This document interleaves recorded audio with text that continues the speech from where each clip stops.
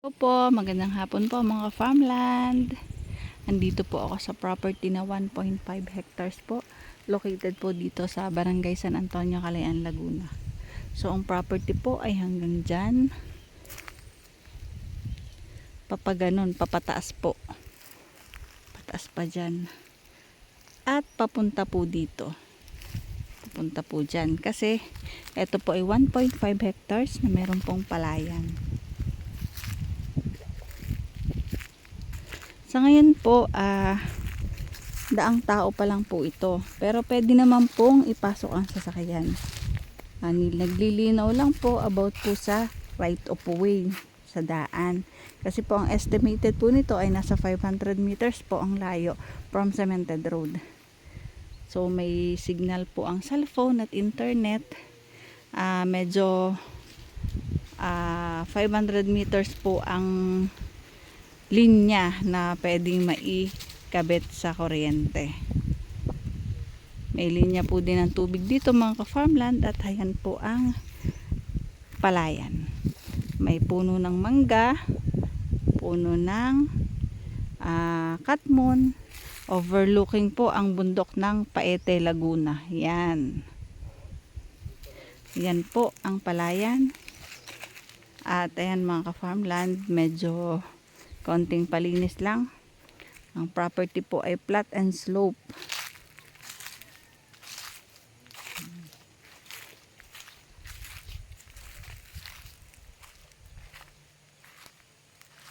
Yan, kung makikita nyo po yung bundok ng yan, Paete, Laguna po yan. Kung saan ang mag-asawa ni Sarah Geronimo at ni Mateo ay merong sariling farm.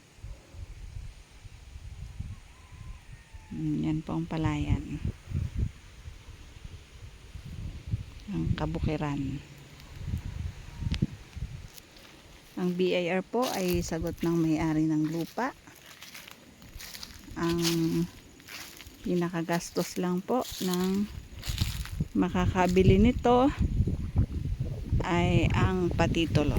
Kung sakali man po, yung pagpapatransfer po, pagpapatitulo po. Ito po ay may kaunting saging at nyog.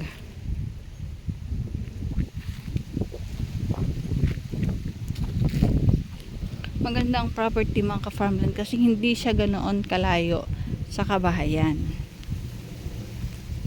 Ang pinaka-estimated ko nga po ay 500 meters po ang layo sa cemented road. So pwede po mag-alaga ng manok, ng baboy, ng kambing. Kasi po malayo po sa kalapit bahay. Ayan po ang property. Pasok po ang sasakyan pag mainit mga ka-farmland. Kasi po ginawaan po ng pinakadaan papunta dito at palabas. Binuldozer po yun. Pumayag po ang mga nadaanan ng property ng kalsada. Pero pag-uusapan pa lang po doon sa pinaka right of way kung talagang papayag po ba silang i-donate. Kaya po nga nililinaw ko pansamantala po sa ngayon po ay daang tao pa lang. Pero pwede pong ipasok ang sasakyan. Ang pinakalinaw lang po yung sa pagdaan. Pinapayagan po nila.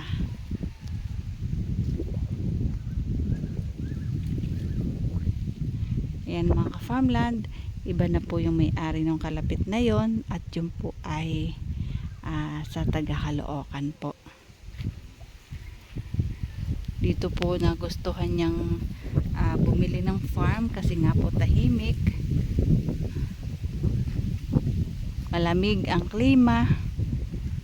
Kahit po kagaya po ngayon tag-init na pero may ulan-ulan pa rin po dito at sobrang hangin pa rin po.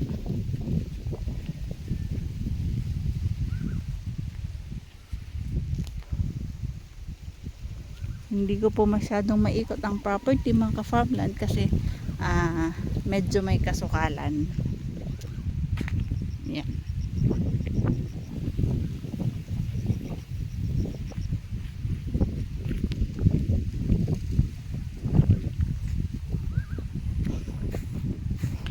property po ay 1.5 hectares at 150 pesos per square meter.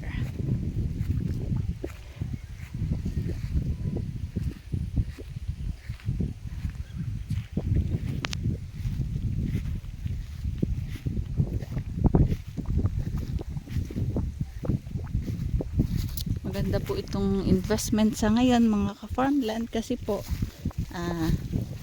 pag po na-develop ang kalsada, nagmamahal na po kasi ang presyo ng lupa.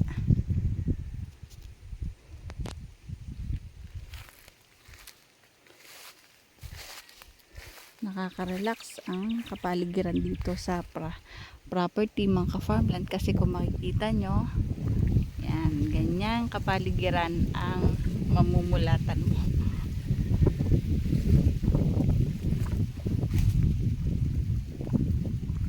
Konting palinis lang po ito mga ka-farmland, pwede na pong pagsimulan.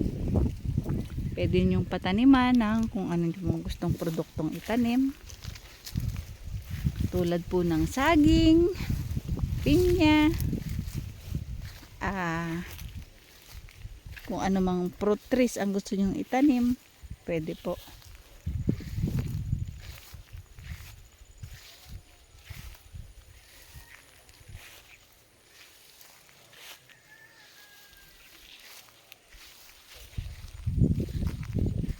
Yan ang mga farmland. Ito po yung kabuuan ng 1.5 hectares po. Para po sa mga iba pang detalye o mga katanungan, message lang po kayo kay Ka-Farmland TV.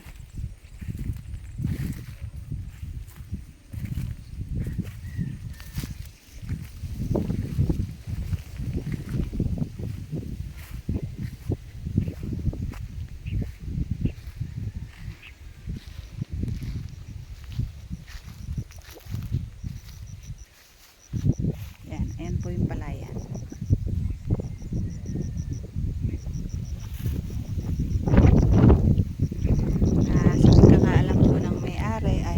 Ang palayan ay isang pitak po. So depende po yan pag sinubdivide na po ang property or pag nirelocate po ang property, minsan po nag-a-adjust po.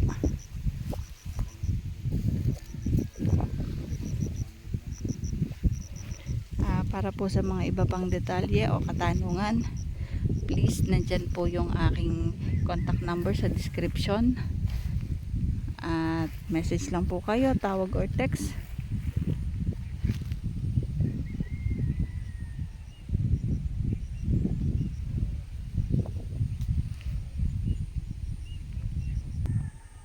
Ayan nga po mga farmland, yung isang farm na yan, taga Caloocan po yung may-ari niyan.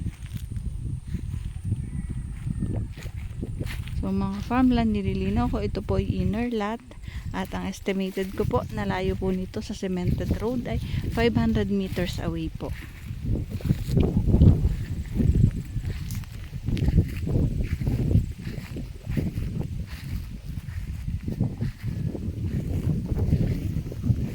Sa ngayon po mga farmland ay investment po muna para po sa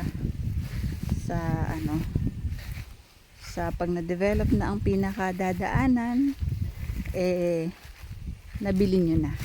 Kasi po mga farmland, once na po na-develop ang isang property, nagkaroon na po ng right of way, asahan nyo po mag-iiba na ang presyo. So pasensya na din po kasi medyo malakas po yung hangin. Malakas ang hangin dito. Kung maririnig nyo, baka hangin na lang po yung naririnig nyo.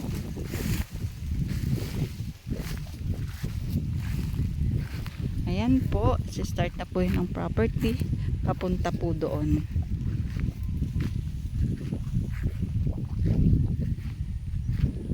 .5 hectares at 150 pesos per square meter po ang asking na may-ari mga ka-farmland at sagot po ng may-ari ang BIR.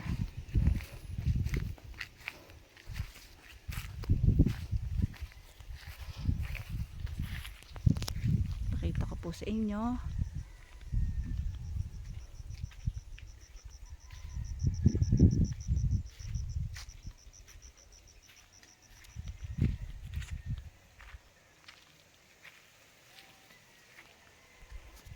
Kaya mga farmland, kahit po dito ay summer na, hindi po kayo makakaramdam ng sobrang init.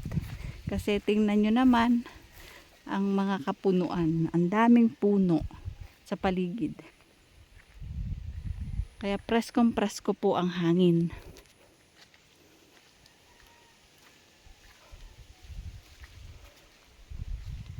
Yan, kung makikita nyo yung mga niyog na yan, kasama po yan sa property. Kukunti nga lang po ang niyog, hindi ganoon karami. So meron din po siyang konting saging, kawayan.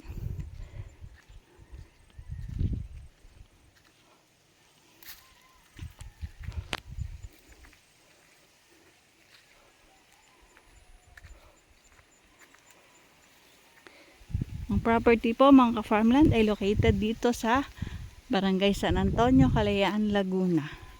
Ang amin pong lugar ay upland. Para matutuwa kayo kasi ang ganda po dito. Probinsyang probinsya po.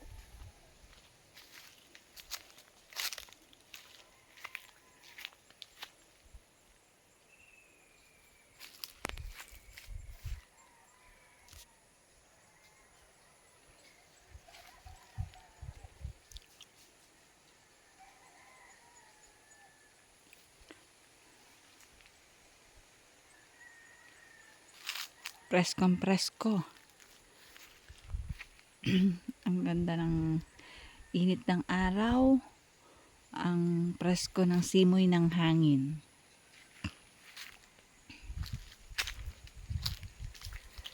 Ganda ditong magtayo ng pinaka rest house kasi pagising mo sa umaga, malalanghap mo na ang fresh air galing po sa palayan.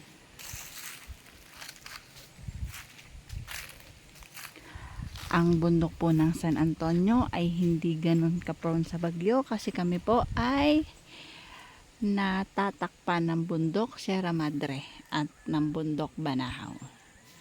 So, paano mga ka-farmland? Bye-bye po. See you for the next videos. God bless po sa ating lahat. Bye-bye. Maraming salamat po sa aking followers, subscribers, viewers. Bye-bye.